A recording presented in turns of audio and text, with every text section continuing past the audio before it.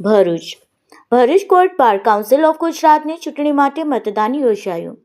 Bar council of ગુજરાતની આગામી 5 વર્ષની ટર્મ માટેની રાજ્યવ્યાપી ચૂંટણી અંતર્ગત ભરૂચ જિલ્લા કોર્ટ પરિસરમાં ઉત્સાહભેર અને મતદાન શાંતિપૂર્ણ યોજાયું હતું. ભરૂચ જિલ્લામાં કુલ 1032 નોંધાયેલ વકીલો પૈકી 660 મતદારે પોતાના મતાધિકારનો ઉપયોગ કર્યો હતો.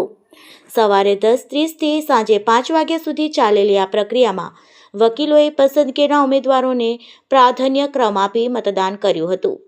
રાજ્યભરમાં કુલ 99 માન્ય ઉમેદવારોમાં ભરૂચ જિલ્લામાંથી અશોકદાની અંકલેશ્વર, અજબખાન શિપાઈ અને નસીબુદ્દીન કાદરી નસીબ અજમાવી રહ્યા છે.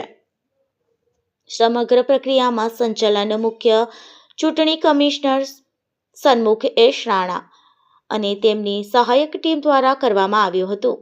વહીવટીતંત્રનું કુનેહને કારણે સમગ્ર મતદાન પ્રક્રિયા પારદર્શક રહી હતી. હવે તમામ ઉમેદવારોને ભાવિનો ફેસલો 9 માર્ચ યોજાનારી મતગણતરી બાદ થશે.